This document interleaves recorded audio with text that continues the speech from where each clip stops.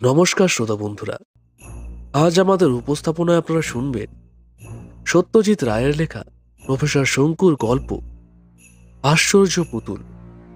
তাহলে শুরু করা যাক।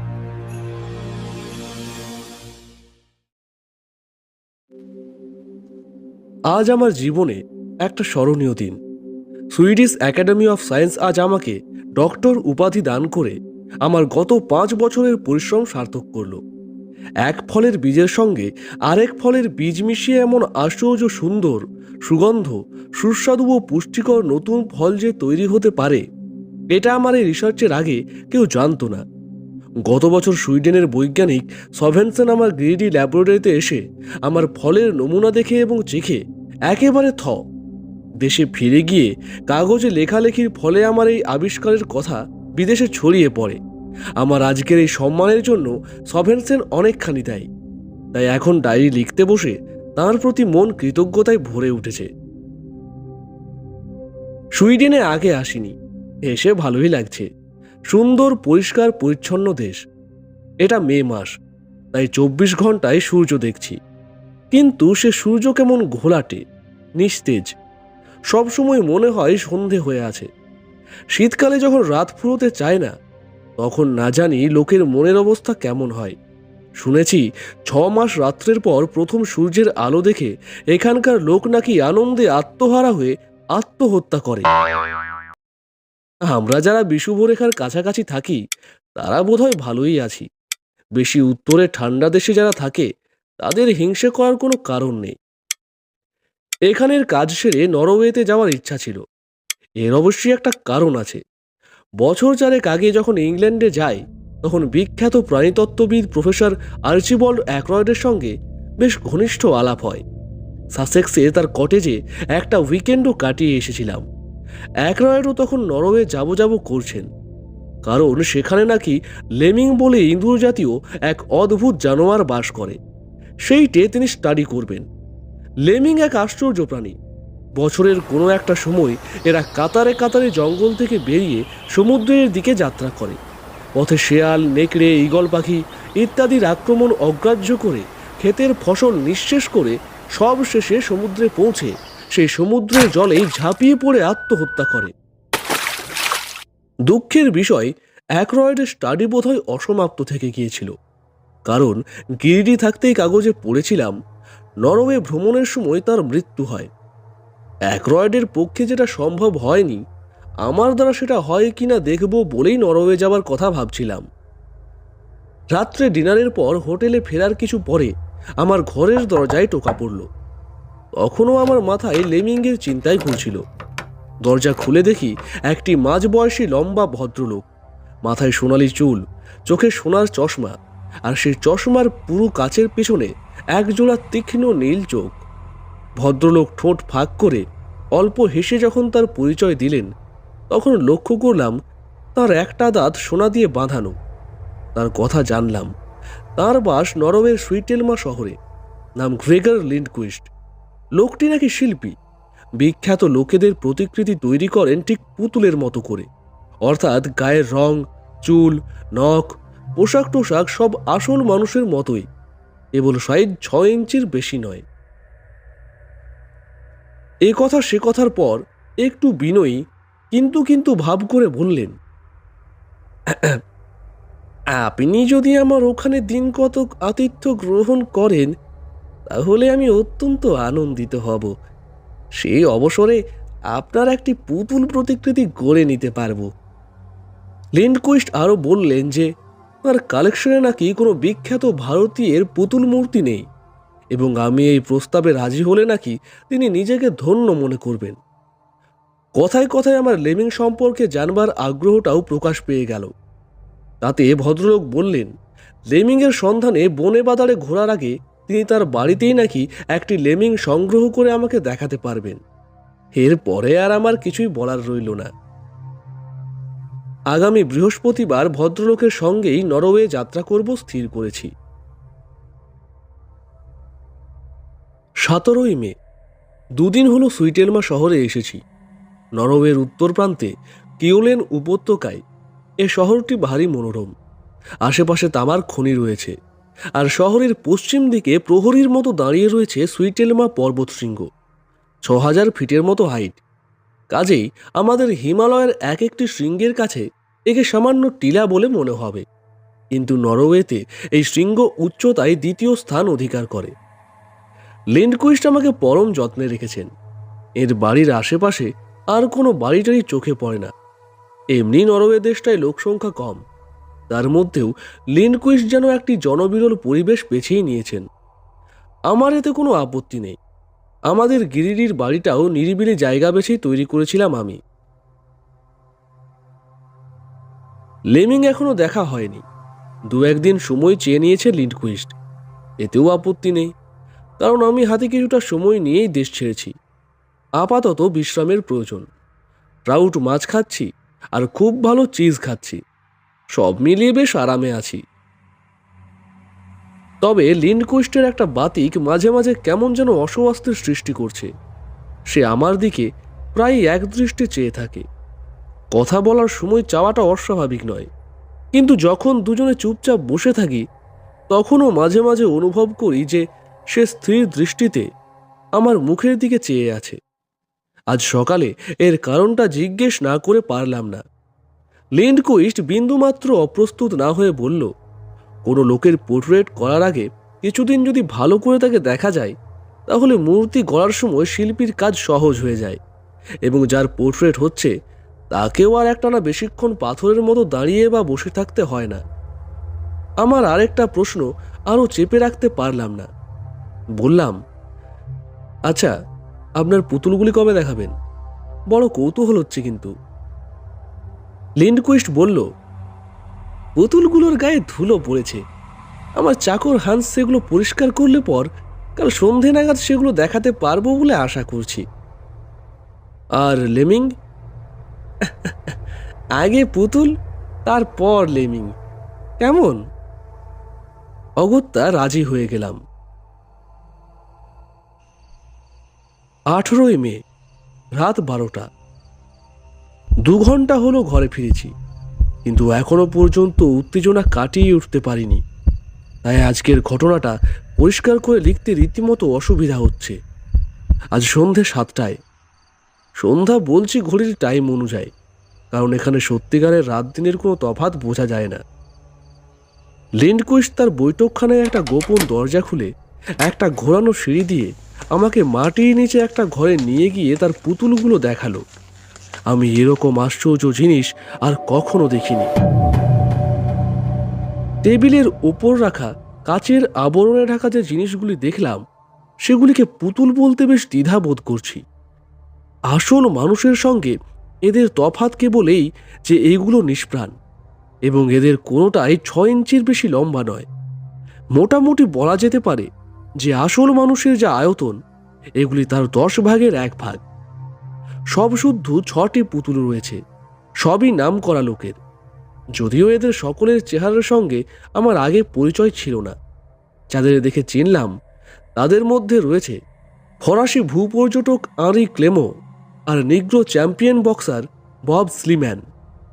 আর 6 নম্বরে কাচের খাঁচায় যে পুতুলটি কালো চশমা পরে ডান হাত কোটের পকেটের ভিতর ঢুকিয়ে দাঁড়িয়ে আছেন, তিনি হলেন পরলোকগত ব্রিটিশ প্রাণীতত্ত্ববিদ ও আমার বন্ধু আর্চিবল্ড অ্যাকরয়েড। 6 বছর আগে লেমিংয়ের সন্ধানে ঘুরতে ঘুরতে নরওয়েতেই যার মৃত্যু হয়। অ্যাকরয়েডের পুতুল দেখেই বুঝতে পারলাম পোর্ট্রেট হিসেবে এগুলো কি আশ্চর্য রকম নিখুঁত। শুধু যে মোটামুটি তার চেহারা মিলেছে তা নয়, এগুলো এমন পদার্থ দিয়ে তৈরি যাতে নাকি মাথায় চুল, গায়ের চামড়া, চোখের তারা সবই একেবারে জীবন্ত বলে মনে হয়। এই শেষ পুতুলটি দেখে তো নিঃশ্বাস বন্ধ হবার জোগাড়। অ্যাকরয়েডের সামনে আমাকে এমনভাবে দাঁড়িয়ে থাকতে দেখে লিন্ডকুইস্ট জিজ্ঞাসা করল, কি হলো, একে চেনো নাকি? বললাম, বিলক্ষণ, ইংল্যান্ডে আলাপ হয়েছিল, প্রায়ই বন্ধুত্বই। লেমিংয়ের খবর ওর কাছেই পায়। নরওয়েতেই তো ওর মৃত্যু হয় বলে শুনেছিলাম। তা হয়, তবে আমার ভাগ্যটা খুবই ভালো। মৃত্যুর কয়েকদিন আগেই আমার এখানে এসেছিলেন, আর তখনই একটি পুতুল তৈরি করে ফেলি। যাদের পুতুল দেখছো তাদের সকলেই আমার বাড়িতে এসে আমাকে সিটিং দিয়ে গেছে। গুপ্ত ঘরটা থেকে ঘোরানো সিঁড়ি দিয়ে উপরে ওঠার সময় লিন্ডকুইস্ট বলল, পরশু থেকে তোমার পোর্ট্রেটের কাজ শুরু করব। আমি ঘরে বসে বসে ডায়েরি লিখছি, আর অ্যাকরয়েডের সেই হাসি হাসি মুখটা আমার মনে পড়ছে। কোনো মানুষের পক্ষে যে এমন পুতুল তৈরি করা সম্ভব হতে পারে এটা আমি কল্পনাও করতে পারিনি। লিন্ডকুইস্ট লোকটা কি শুধুই শিল্পী, না বৈজ্ঞানিকও বটে? কি উপাদান দিয়ে ও পুতুলগুলি গড়ে, যাতে চোখ, নখ, চামড়া, চুল এত আশ্চর্য রকম স্বাভাবিক বলে মনে হয়। আশা করি আমার মূর্তিটিও আমার সামনেই গড়বে, যাতে মাল মশলা নিজের চোখে দেখার সুযোগ হবে। কাল সকালে বরং ওকে এই বিষয়ে দু একটা প্রশ্ন করে দেখব, দেখি না কি বলে। আপাতত লেমিংয়ের প্রশ্নটা স্থগিত রেখে পুতুল নিয়েই পড়া যাক। 19শে মে। কাল রাত্রে একটি ঝড়ো হাওয়ার সঙ্গে একটি তীব্র উগ্র গন্ধ নাকে আসতে ঘুমটা ভেঙে গিয়েছিল। গন্ধটা অনেকক্ষণ ছিল, কিছু পরিচিত এবং কিছু অপরিচিত জিনিস মেশানো একটা নতুন গন্ধ। চেনার মধ্যে কপার সালফেট ও ফেরাস অক্সাইড, এছাড়া কেমন যেন একটা মিষ্টি মিষ্টি গন্ধ। সেটা কেমিক্যালও হতে পারে বা অন্য কিছু হতে পারে।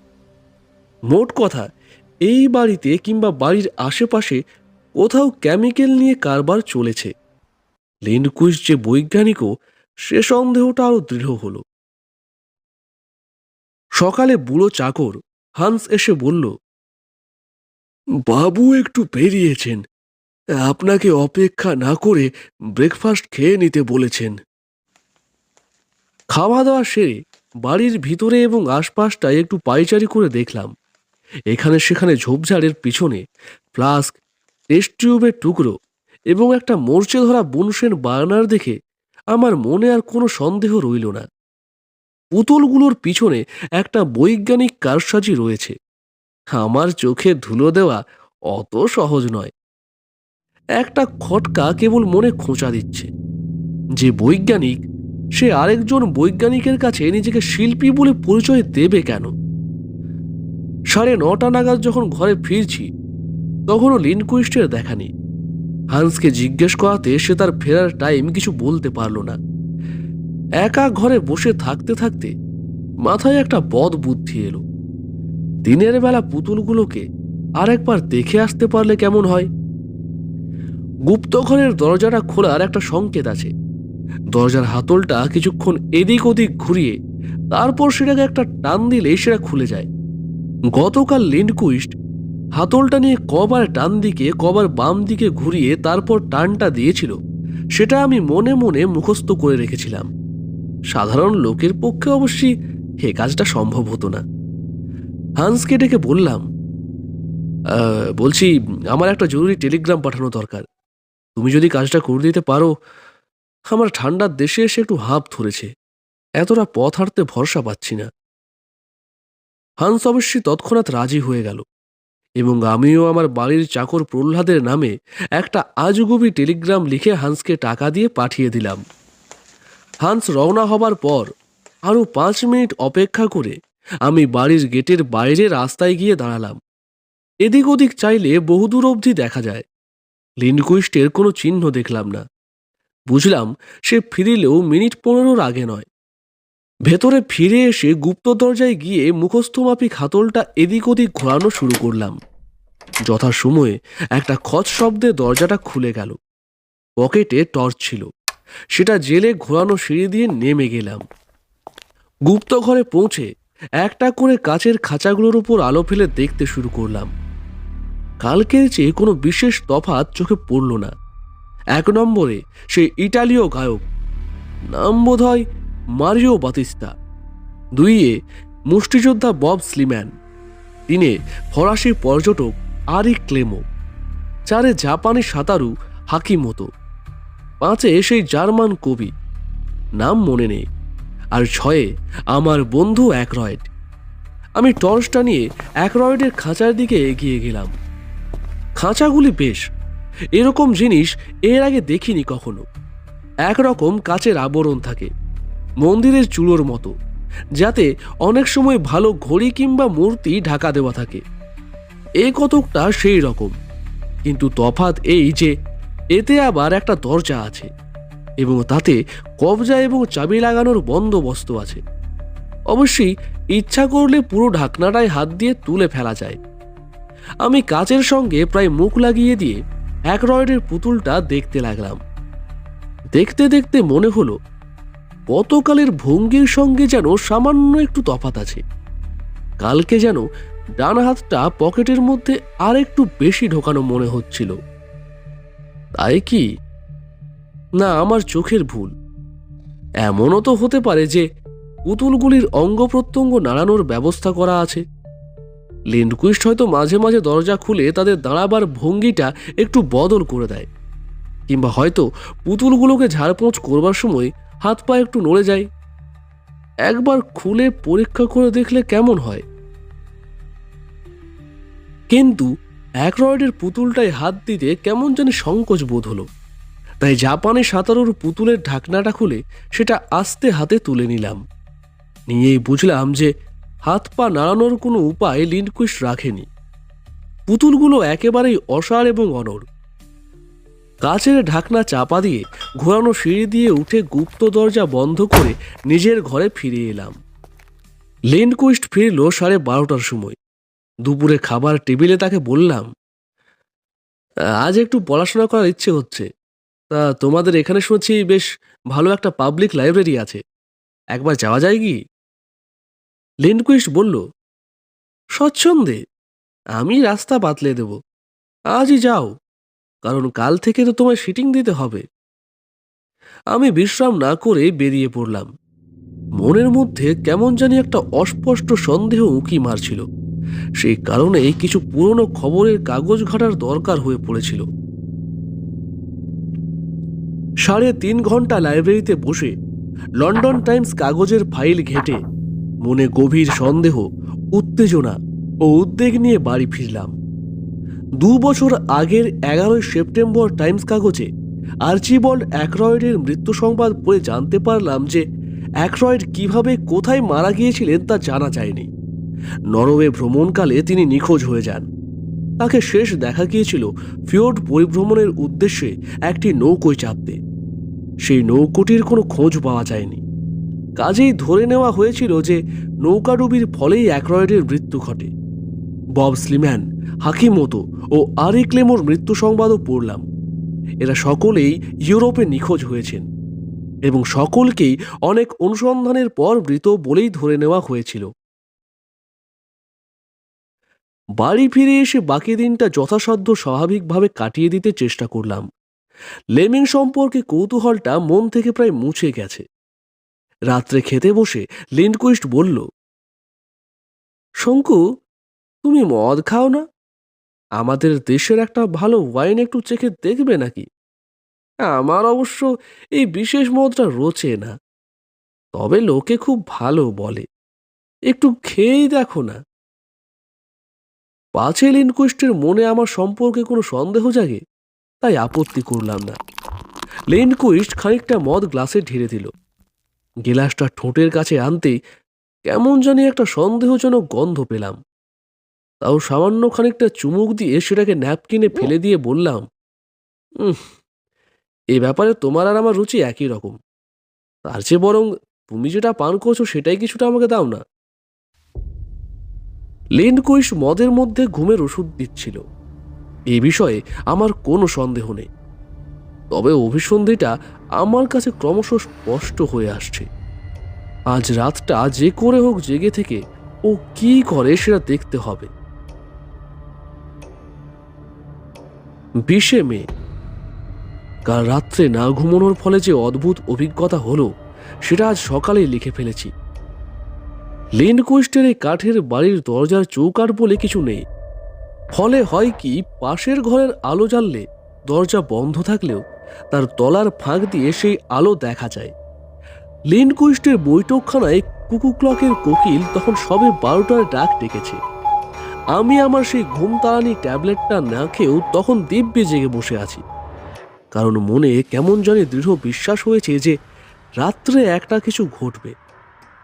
এমন সময় আমার বন্ধ দরজার তলা দিয়ে আলো দেখলাম। কে জানি বৈঠকখানায় আলো জ্বেলেছে। কিছুক্ষণ সব চুপচাপ। তারপরে একটা পরিচিত খোঁজ শব্দ শুনতে পেলাম। এবার বৈঠকখানার বাতিটা নিভে গেল। আমি মিনিট খানেক চুপ করে থেকে মোজা পায়ে আস্তে আস্তে দরজার দিকে এগিয়ে সেটা ইঞ্চি খানেক ফাঁক করে চোখ লাগিয়ে ওদিকে দেখে নিলাম। তারপর দরজা খুলে এগিয়ে গেলাম। গুপ্ত দরজার দিকে গিয়ে দেখি দরজা খোলা। বিপদের আশঙ্কা সত্ত্বেও তখন একটা অদম্য বৈজ্ঞানিক কৌতূহল আমাকে পেয়ে বসেছে। আমি দরজা খুলে ভিতরে ঢুকে সিঁড়ি দিয়ে নামতে শুরু করলাম। 3.5 পাক নামলে পরে পুতুলের ঘরে পৌঁছানো যায়। 3 পাকের শুরুতেই একটা অদ্ভুত শব্দ আমার কানে এলো। আমার কান, শুধু কান কেন, আমার সব ইন্দ্রিয়ই সাধারণ মানুষের চেয়ে অনেক বেশি সজাগ। তবু এই শব্দটা এতই নতুন, এটা চিনতে আমার বেশ কিছুটা সময় লাগলো। অবশেষে হঠাৎ চিনতে পেরে বিস্ময়ে এবং আতঙ্কে আমার রক্ত হিম হয়ে গেল। এ হলো মানুষের চিৎকার, কিন্তু গলার স্বরটা সাধারণ মানুষের চেয়ে অনেক অনেক গুণে তীক্ষ্ণ ও মিহি। চিৎকারের ভাষাটা জাপানি। আমি স্তম্ভিত হয়ে চিৎকারটা শুনছি। এমন সময় হঠাৎ সেটা থেমে গেল। তারপর টং করে কাচের শব্দ। এই শব্দেরও কারণ অনুমান করা কঠিন নয়। কাচের খাঁচার দরজা বন্ধ হওয়ার শব্দ। আমার কৌতূহল এখন সব ভয়কে ছাপিয়ে উঠেছে। আমি সিঁড়ির বাকি ধাপ কটা নেমে গিয়ে দেয়ালের পাশ দিয়ে গলাটা বাড়িয়ে দিলাম। লিন্ডকুইস্ট একটা চাবি দিয়ে সেই ফরাসি পর্যটকের খাঁচাটা খুলেছে। তারপর হাত ঢুকিয়ে মুঠো করে পুতুলটাকে বাইরে বের করে এনে তার গায়ে বাঁ হাত দিয়ে কি যেন একটা ঠেকাতেই পুতুলটা হাত পা ছুঁতে আরম্ভ করলো এবং তারপর শুরু হলো ক্ষীণ মিহিসুরে আর্তনাদ। লিন্ডকুইস্টের ব্যবহারে কোনো বিচলিত হবার লক্ষণ দেখলাম না। সে আর্তনাদ অগ্রাহ্য করে একটা ছোট্ট ড্রপার দিয়ে পুতুলের হাঁ করা মুখে কি যেন পুড়ে দিচ্ছে। আস্তে আস্তে পুতুলের হাত পা ছোড়া থেমে গেল। তারপর লিন্ডকুইস্ট আগের সেই প্রথম জিনিসটা পুতুলের গায়ে ঠেকাতে সেটার হাত পা অসাড় হয়ে আগের অবস্থায় চলে এলো। লিন্ডকুইস্ট সেটাকে খাঁচার মধ্যে পুরে দাঁড় করিয়ে দরজা বন্ধ করে চাবি দিয়ে দিল। আমি আমার জায়গায় বিহ্বল অথচ তন্ময় হয়ে দাঁড়িয়ে রইলাম। তার পিছনে 10 হাতের মধ্যেই যে আমি দাঁড়িয়ে রয়েছি সেটা লিন্ডকুইস্টের খেয়ালই হলো না।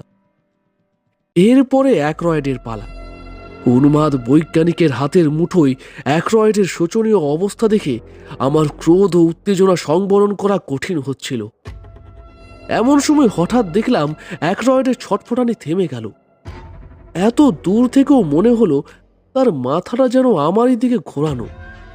তারপর পরিষ্কার মার্জিত ইংরেজি উচ্চারণে অতি কষ্টে মিহি চিৎকার এলো, শঙ্কু, শঙ্কু, তুমি কি করছো এখানে? পালাও, পালাও! পুতুলের মুখে আমার নাম শোনা মাত্র লিন্ডকুইস্ট বিদ্যুৎ বেগে সিঁড়ির দিকে দৃষ্টি ঘোরাতেই আমিও ঘুরে 3-4 সিঁড়ি একসঙ্গে উঠে বৈঠকখানা পেরিয়ে ঊর্ধ্বশ্বাসে আমার ঘরে ঢুকে দরজা বন্ধ করে দিলাম। কিন্তু আশ্চর্য, লিন্ডকুইস্ট আর আমার ঘরের দিকে এলো না।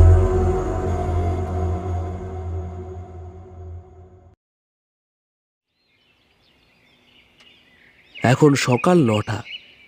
ব্রেকফাস্টের জন্য আমার ডাক পড়েনি। এটাও বুঝতে পেরেছি যে আর ডাক পড়বে না। আমার ঘরের দরজা বাইরে থেকে বন্ধ করে দেওয়া হয়েছে।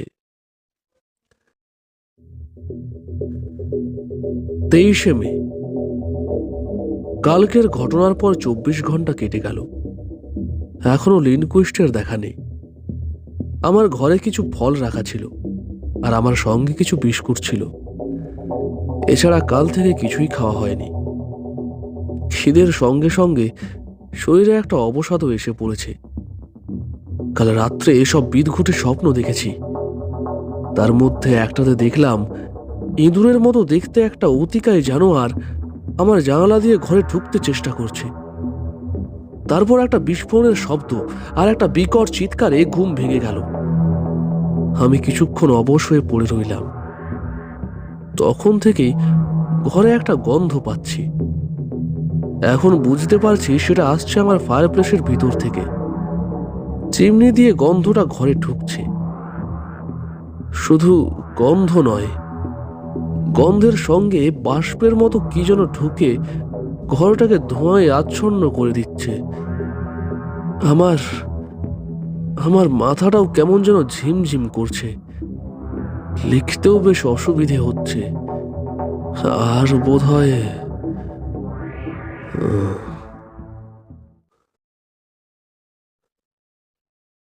7ই জুন।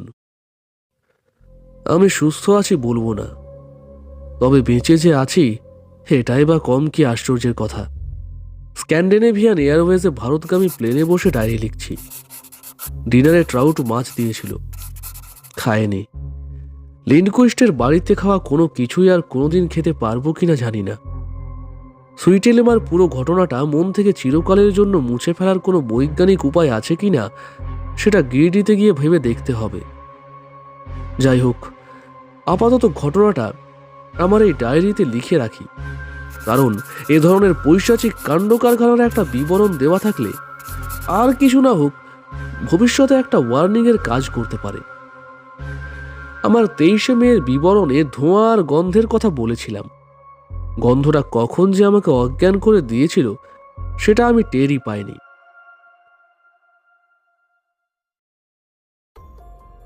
জ্ঞান যখন হলো তখন মনে হলো আমি একটা বিশাল ঘরের মধ্যে শুয়ে আছি। ঘরের ছাদটা এতই উঁচুতে যে আমি যেন ভালো করে দেখতেই পাচ্ছি না। প্রথমে মনে হলো আমি হয়তো কোনো গির্জার ভিতরে রয়েছি, কিন্তু তারপর ভালো করে দেখতে ছাদের কড়িবর্গাগুলো চোখে পড়ল, আর সেগুলো কেমন যেন চেনা মনে হলো। যে জিনিসটার উপর শুয়ে আছি সেটার পিঠের তলায় কেমন যেন নরম নরম মনে হচ্ছিল, তবে সেটা বিছানা নয়, কারণ সেটা স্থির থাকছিল না। তন্দ্রার ভাবটা কেটে গেলে আমার মাথাটা একটু ডান দিকে ঘোরাতেই একটা তীব্র আলোয় আমার চোখটা প্রায় ঝলসে গেল। সেই আলোটাও যেন অস্থির, মাঝে মাঝে আমার চোখে পড়ছে, মাঝে মাঝে সরে যাচ্ছে।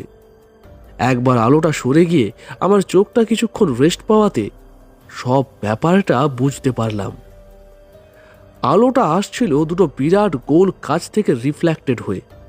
কাচের পিছনে জলজল করছে দুটো মসৃণ নীল চক্র, তার মাঝখানে আবার অপেক্ষাকৃত ছোট দুটি কালো চক্র। এই কালো বিন্দু সমেত নীল চক্র দুটিও স্থির নয়, এদিক ওদিক নড়ছে আর মাঝে মাঝে আমার দিকে চাইছে। হ্যাঁ, চাইছেই বটে, কারণ ও দুটো আসলে চোখ, লিন্ডকুইস্টের চোখ। কাজ দুটো লিন্ডকুইস্টের সোনার চশমা।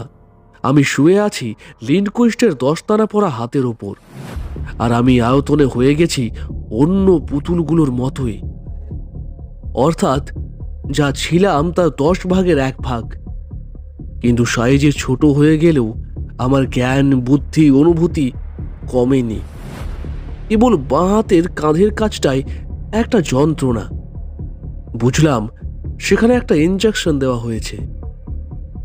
লিন্ডকুইস্ট এবার আমার উপর ঝুঁকে পড়ল। তার গরম নিঃশ্বাস আমার শরীরের উপর অনুভব করলাম। এইবার তার ঠোঁটটা ফাঁক হতেই সোনার দাঁতটা ঝলমল করে উঠল। সঙ্গে সঙ্গে মদের গন্ধ, আরো উত্তপ্ত হাওয়া, লিন্ডকুইস্টের কথা।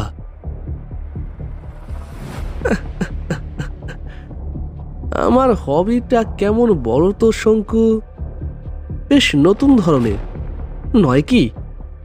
লোকে ডাক টিকিট জমায়, দেশলাইয়ের লেবেল জমায়, পুরনো টাকা জমায়, অটোগ্রাফের খাতায় লোকের সই জমায়, আর আমি বাছাই করে দেশ বিদেশের বিখ্যাত লোকেদের ধরে ধরে তাদের পুতুল করে কাচের ঢাকনা ঢেকে রেখে দিই। আমার এই অদ্ভুত শখ, এই আশ্চর্য বৈজ্ঞানিক বুদ্ধির জন্য কি কেউ আমাকে উপাধি দেবে? কেউ না। তুমি বলবে একজন বৈজ্ঞানিক তো আমার সংগ্রহে রয়েছে, তাহলে আর তোমাকে রাখা কেন? আসলে কি জানো, বৈজ্ঞানিক বলে তোমাকে রাখছি না, রাখছি ভারতীয় বলে। বিখ্যাত ভারতীয় আর চট করে ঘরের কাছে কোথায় পাবো বলো? নরওয়েতে আর কজনই বা আসবে?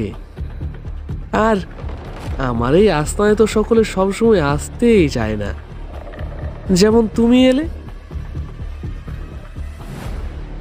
লিন্ডকুইশ দম নেবার জন্য একটু থামলো, তারপর জিভ দিয়ে ঠোঁট চেটে বলল,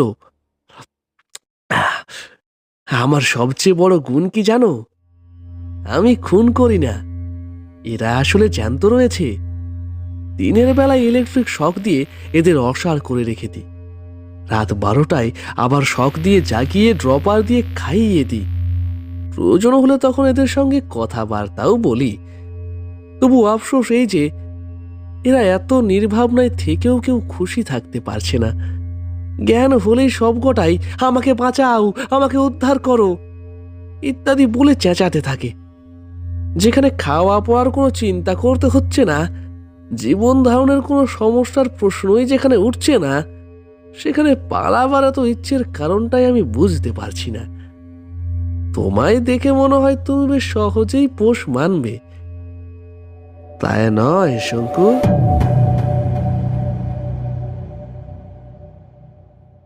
আপনি যদি গল্পটি শুনছেন আর এখনো ভিডিওটি লাইক করেননি, তাহলে তাড়াতাড়ি লাইক আর চ্যানেলটি সাবস্ক্রাইব করে দিন।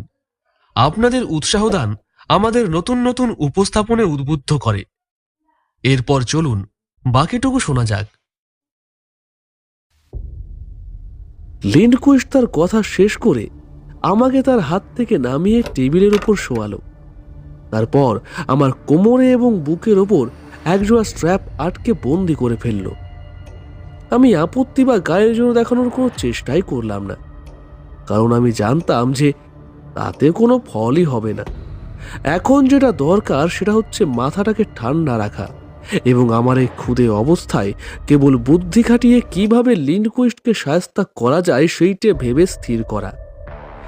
লিন্ডকুইস্ট বলেছে যে ক্ষুদে মানুষকে অসাড় পুতুলে পরিণত করতে হলে ইলেকট্রিকের শক দিতে হয়। আমাকে কিন্তু ইলেকট্রিকের শক দিয়ে লিন্ডকুইস্ট বিশেষ সুবিধা করতে পারবে না, কারণ আমার গেঞ্জির নিচে আমার সেই কার্বোথিনের পাতলা জামাটা রয়েছে। সেবার গিরিডিতে ঝড়ের মধ্যে আমার বাগানের গাছের চারাগুলো বাঁচাতে গিয়ে কাছাকাছি একটা তাল গাছে বাজ পড়ায় আমি অজ্ঞান হয়ে গিয়েছিলাম। তারপরেই এই জামাটা আমি আবিষ্কার করি এবং 24 ঘন্টা পরে থাকি। লিন্ডকুইস্ট আমাকে শোয়ানো অবস্থায় রেখে ঘরের অন্যদিকে চলে গিয়েছিল। এবার দেখলাম ঘরের আলোটা হঠাৎ নিভে গেল। তারপর একটা কাঠের টেবিল টানার শব্দ পেলাম, তারপর কাচের ঠুংঠাং আওয়াজ, তারপর একটা সুইচ জ্বালানোর সঙ্গে সঙ্গেই আবার গায়ের উপর একটা তীব্র আলো এসে পড়ল। তারপর দেখলাম লিন্ডকুইস্টের চশমার ঝলসানি। লিন্ডকুইস্ট আমার দিকে এগিয়ে আসছে। এবার তার দৈত্যের মতো হাতটা নেমে এলো আমার দিকে। তাতে একটা ইলেকট্রিকের তার লক্ষ্য করলাম। লিন্ডকুইস্টের ঠোঁটের কোণে একটা বিশ্রী হাসি। এবার তার ঠোঁট দুটো ফাঁক হয়ে আবার সোনার দাঁতটা দেখা গেল, আর চাপা কর্কশ স্বরে কথা এলো, এসো বাছাধন, আমার 7 নম্বরের পুতুল, এসো এসো।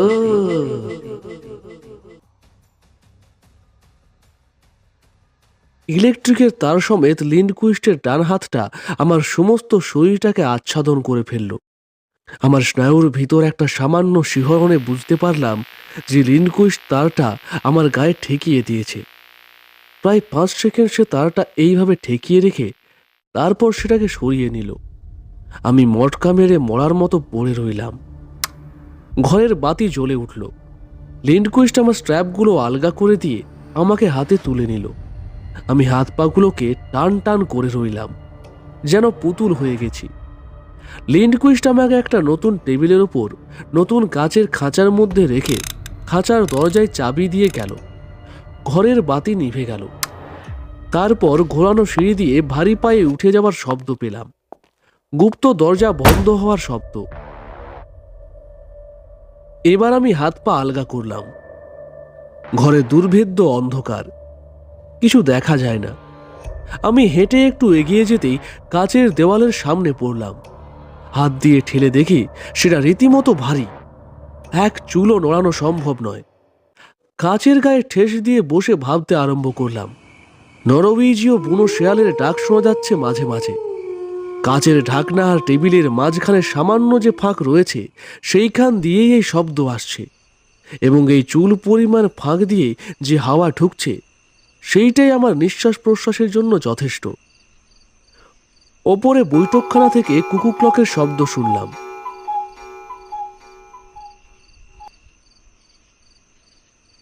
3টে বাজল। রাত না দিন বোঝার কোনো উপায় নেই। আধো আধো ঘুমের আমেজ অনুভব করলাম। পা দুটোকে সামনে ছড়িয়ে দিয়ে গাটাকে এলিয়ে নিলাম। নিজের অবস্থার কথা ভাবতে হাসি পেল। আমি ত্রিলোকেশ্বর শঙ্কু, সুইডিশ একাডেমি অফ সায়েন্স কর্তৃক সম্মানিত বিশ্ববিখ্যাত বাঙালি বৈজ্ঞানিক। আজ এক নরওয়েজীয় পাগলের হাতে পুতুল অবস্থায় বন্দী। গিরিডির কথা মনে পড়ছে। উশ্রী নদী, খান্ডুলি পাহাড়, আমার বাড়ি, আমার বিড়াল নিউটন, চাকর প্রহ্লাদ, আমার ল্যাবরেটরি, আমার বাগানের উত্তর দিকে সেই গোলঞ্চ গাছ, আমার কত অসমাপ্ত কাজ, কত গবেষণা, কত।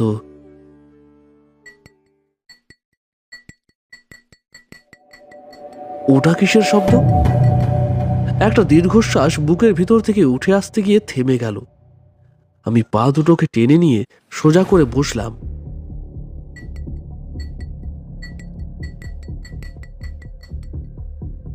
আমি উঠে দাঁড়ালাম। আমার পাশের খাঁচা থেকে শব্দটা আসছে, অ্যাক্রয়েডের খাঁচা।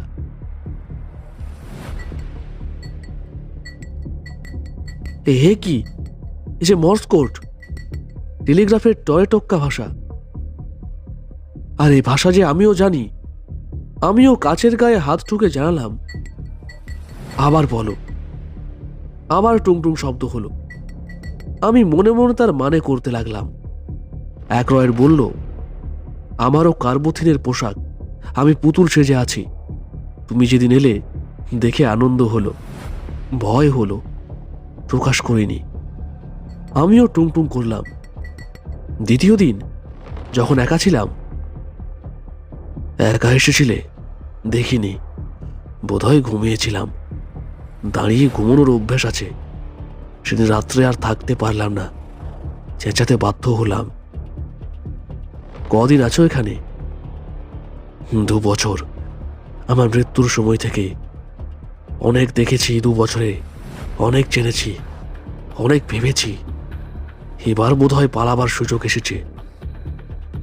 মানুষ হয়ে না পুতুল হয়ে? মানুষ। ওষুধ আছে, কাল রাত্রে খাবার সময় প্রস্তুত থেকো। আজ ক্লান্ত, হাত অবশ, ঘুমোবো। Good night. আমি ধীরে ধীরে কাছে টোকা মেরে গুড নাইট জানিয়ে দিলাম। অ্যাক্রয়েড বেঁচে আছে, আমারই মতো। কার্বোথিনের ফর্মুলা আমি ওকে দিয়েছিলাম, কিন্তু পালানোর কি উপায়ও আবিষ্কার করেছে জানি না। আবার মানুষ হয়ে গিরিডিতে ফিরতে পারবো অক্ষত দেহে? জানি না। কপালে কি আছে কিছুই জানি না।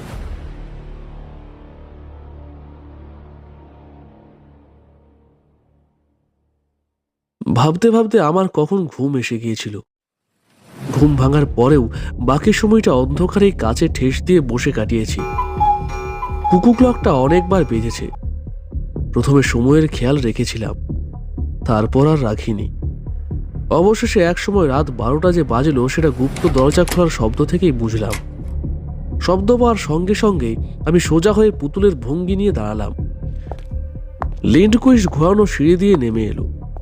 একটা গুনগুন শব্দ শুনে বুঝলাম সে গান গাইছে। তারপর খুট শব্দ করে ঘরের বাতিটা জ্বলে উঠল। আমি মাথা না ঘুরিয়ে আর চোখে যতদূর দেখা যায় তাই দেখার চেষ্টা করলাম। লিন্ডকুইস্ট কিন্তু আমাদের টেবিলের দিকে এলো না। সে ঘরের পিছনের দিকে আরেকটা দরজা খুলে পাশের ঘরে চলে গেল, এবং সেখানেও একটা বাতি জ্বলে উঠল। আমি আবার আরেকটু সাহস করে অ্যাক্রয়েডের দিকে চাইলাম। অ্যাক্রয়েড আমায় দেখে একটু হাসল। তারপর ডান পকেটে ঢোকানো হাতটা আস্তে আস্তে বার করলো। তারপর হাতটা আমার দিকে তুলে ধরল। দেখি তার হাতে একটা ছোট্ট 1.5 ইঞ্চি লম্বা ইঞ্জেকশন দেওয়ার সিরিঞ্জ। অ্যাক্রয়েডের পরের কাজ আরও বিস্ময়কর। সে সিরিঞ্জটা পকেটে পুরে তার খাঁচার দরজার দিকে এগিয়ে গিয়ে চাবির গর্তের মধ্যে হাত ঢুকিয়ে একটু নাড়াচাড়া করতে দরজাটা খুলে গেল। অ্যাক্রয়েড দরজা খুলে বেরিয়ে এলো। আমার তো দম বন্ধ হবার জোগাড়। লিনকুইস্ট যদি ফিরে আসে? অ্যাক্রয়েড যেন সে বিষয়ে কোনো চিন্তা না করে টেবিলের পাশ দিয়ে হেঁটে খাঁচার পিছন দিকটায় এসে এদিক সেদিক দেখে টেবিল থেকে শূন্যে ঝাঁপিয়ে পড়ল। লোকটা আত্মহত্যা করছে নাকি? না, তা নয়। একটা ইলেকট্রিকের তার টেবিলের পিছন দিয়ে গিয়ে মাটিতে ঠেকেছে। অ্যাক্রয়েড টেবিলের থেকে অব্যর্থ লক্ষ্য করেই ঝাপটা দিয়েছে এবং তার ধরে সে মেঝের দিকে নামছে। অ্যাক্রয়েড যে বেশ সুস্থ সবল লোক ছিল সেটা আমি জানতাম, কিন্তু এই দুরূহ জিমন্যাস্টিকের কাজটাও যে তার আয়ত্তে থাকতে পারে সেটা আমার জানা ছিল না। তার বেয়ে মাটিতে নেমে অ্যাক্রয়েড খোলা দরজা দিয়ে একবার উঁকি মেরে অন্য ঘরটায় চলে গেল। ঘরটা থেকে যে একটা অদ্ভুত আওয়াজ আসছে সেটা আমি এতক্ষণ খেয়াল করিনি। এবার শুনতে পেলাম। এটা তো মানুষের গলার শব্দ নয়। তবে এটা কি? আমার পক্ষে শব্দ চেনা অসম্ভব। শব্দটা বন্ধ হবার পর লিন্ডকুইস্টের পায়ের আওয়াজ পেলাম। সে বাতি নিভিয়ে আমাদের ঘরটাই ফিরে এলো। দরজাটার সামনে 1 নম্বর খাঁচা। লিন্ডকুইস্ট চাবি বার করে খাঁচার দরজা খুলে ইতালীয় গায়ক বাতিস্তাকে নিয়ে ব্যস্ত হয়ে পড়ল। আমি কাঠের মতো দাঁড়িয়ে আর চোখে একবার লিন্ডকুইস্টের দিকে একবার পাশের ঘরের দরজাটার দিকে চাইতে লাগলাম। যথারীতি বাতিস্তার চিৎকার হলো। অ্যাক্রয়েড পাশের ঘরে কি করছে না করছে ভেবে ঠাহর করতে চেষ্টা করছি, এমন সময় হঠাৎ পাশের ঘরের দরজাটা খুলে গেল এবং সঙ্গে সঙ্গে তার 6 ফুট লম্বা দেহ নিয়ে ঝড়ের মতো প্রবেশ করে আমার বন্ধু অ্যাক্রয়েড লম্ফ দিয়ে এগিয়ে এসে লিনকুইস্টের উপর ঝাঁপিয়ে পড়ল। আমি খাঁচার মধ্যে বন্দি, তার উপর দৈর্ঘ্যে মাত্র 6 ইঞ্চি। অ্যাক্রয়েডকে যে সাহায্য করব তার কোনো উপায় নেই, কিন্তু কয়েক মুহূর্তের মধ্যেই বুঝলাম যে অ্যাক্রয়েডের সাহায্যের কোনো প্রয়োজন নেই। লিন্ডকুইস্টের সাধের 1 নম্বরের পুতুল হাতে থাকাতে প্রথমত সেটিকে পাশে সরিয়ে রাখতে রাখতেই অ্যাক্রয়েড তাকে ঝাপটে ধরে ফেলল। লিন্ডকুইস্ট কিছু করতে পারার আগেই দেখি অ্যাক্রয়েড একটা সিরিঞ্জ নিয়ে নরউইজির বাঁ হাতের কোটের আস্তিনের উপর দিয়েছে একটা প্রচণ্ড খোঁচা। তার পরের দৃশ্য আরো ভয়াবহ, আরো অবিস্মরণীয়। কয়েক মুহূর্ত আগেই অ্যাক্রয়েডকে দেখেছিলাম তারই সমান একটা জোয়ান লোককে ঝাপটে ধরতে, আর এখন দেখলাম অ্যাক্রয়েডের বাঁ হাতের মুঠোয় লিন্ডকুইস্টের 6 ইঞ্চি লম্বা একটি পুতুল সংস্করণ। অ্যাক্রয়েড অবজ্ঞা ভরে পুতুলটিকে টেবিলের উপর ফেলে দিয়ে তার গায়ে বৈদ্যুতিক তারটা ঠেকিয়ে দিয়ে সেটাকে অসাড় করে দিল। তারপর আমার খাঁচার দিকে এসে কাচের ঢাকনা তুলে ফেলে তার পকেট থেকে সেই ছোট্ট 1/2 ইঞ্চি সিরিঞ্জটা বার করে আমায় দিয়ে বলল, এত ছোট জিনিসটা তুমি ভালো করে হ্যান্ডেল করতে পারবে, এটা নিয়ে ফেলো। আমি আর দ্বিরুক্তি না করে ইঞ্জেকশনটা নিয়ে নিজের আয়তনে ফিরে এলাম। কিন্তু এই ওষুধ অ্যাক্রয়েড পেল কি করে? প্রশ্ন করতে অ্যাক্রয়েড আমার কাঁধে হাত দিয়ে আমাকে পাশের ঘরে নিয়ে গেল। সুইচ টিপতেই ঘরে আলো জ্বলে উঠল। ঘরের মাঝখানে প্রায় ছাদ অবধি উঁচু একটা বিরাট কাচের খাঁচা। পাশের ঘরের পুতুলের খাঁচার মতোই দেখতে, কিন্তু ভিতরে বিখ্যাত মানুষের বদলে রয়েছে একটি অতিকায় ইঁদুর জাতীয় জানোয়ার। আমি পরম বিস্ময়ে অসার জন্তুটির দিক থেকে অ্যাক্রয়েডের দিকে চাইতে এসে বলল, বোধহয় অনুমান করতে পারছো জানোয়ারটা কি? এটা লেমিং এর একটা অতিকায় সংস্করণ। আসল লেমিং এর চেয়ে 10 গুণে ছোট। কিছুদিন থেকে লিন্ডকুইস্ট এই নিয়ে এক্সপেরিমেন্ট করছে। বড় জিনিসের ছোট সংস্করণের মতো ছোট জিনিসের বড় সংস্করণ জমিয়ে রাখার শখ হয়েছিল বোধহয়। সফল যে হয়েছে সেটা কালকেই জানতে পেরেছিলাম হান্সের সঙ্গে লিন্ডকুইস্টের কথাবার্তা থেকে, এবং ওই ওষুধই যে আমাদের আসল চেহারায় ফিরিয়ে আনতে পারবে এটা তখনই আন্দাজ করেছিলাম। আমি অন্যান্য পুতুলগুলো দেখিয়ে বললাম, আর এদের কি হবে? এদের তো আর কার্বোথিনের জামা ছিল না, তাই এরা মানুষ অবস্থায় আর বাঁচতে পারবে না। এদের মৃত বলেই ধরে নেওয়া যেতে পারে। চলো যাওয়া যাক। আমরা ঘোরানো সিঁড়ির দিকে রওনা দিলাম। অ্যাকরয়েডকে গম্ভীর দেখে কেমন জানি সন্দেহ লাগলো। জিজ্ঞেস করলাম, তুমি দেশে ফিরে যাবে? অ্যাকরয়েড দীর্ঘশ্বাস ফেলে বলল, আমার স্মৃতিসভা হয়ে গেছে, তা জানো তো। আমার স্ত্রী বিধবার পোশাক পরেছে। আমার নামে আমার টাকা থেকে একটা স্কলারশিপ পর্যন্ত দেওয়া হচ্ছে। এই অবস্থায় দেশে ফিরে যাওয়াটা একটু বেখাপ্প হবে নাকি? তাহলে তুমি কি করবে? একটা কাজ অসমাপ্ত রয়ে গেছে। লেমিংদের সঙ্গে এখনো ভালো পরিচয় হয়নি। আর কয়েকদিন পরেই ওদের সমুদ্রযাত্রা শুরু হবে। আমিও সেই দলে ভিড়ে পড়বো ভাবছি। একটা সামান্য প্রাণী যদি নির্ভয়ে সমুদ্রের জলে ঝাঁপিয়ে পড়তে পারে, তো আমি কেন পারবো না? 12ই জানুয়ারি। গিরিডিতে ফেরার 4 ঘন্টা পরে ডায়েরি লিখছি। একটা কথা লেখা দরকার, কারণ সেটা এর আগের ঘটনার সঙ্গে যুক্ত। ফিরে আসার পর থেকে লক্ষ্য করছিলাম আমার চাকর প্রহ্লাদ আমার দিকে বারবার কেমন যেন সন্দিগ্ধ দৃষ্টিতে চেয়ে দেখছে। এখন তার কারণটা বুঝতে পেরেছি। আমার যে জুতোটা গিরিডিতে রেখে গিয়েছিলাম, সেটা পরতে গিয়ে দেখি পায়ে ছোট হচ্ছে। তারপর কালো কোটটা পরতে গিয়ে দেখি আস্তিনটা সামান্য ছোট। তখন আমার হাইটটা মাপতেই ব্যাপারটা পরিষ্কার হলো। লিনকুইস্টের ওষুধ আমাকে ঠিক আগের আয়তনে ফিরিয়ে না এনে আমাকে আগের চেয়ে 2 ইঞ্চি লম্বা করে দিয়েছে।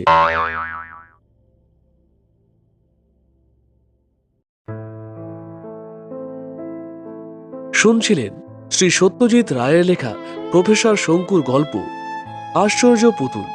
আপনি যদি গল্পটি শুনছেন আর এখনো ভিডিওটি লাইক করেননি, তাহলে তাড়াতাড়ি লাইক আর চ্যানেলটি সাবস্ক্রাইব করে দিন। আপনাদের উৎসাহ দান আমাদের নতুন নতুন উপস্থাপনে উদ্বুদ্ধ করে।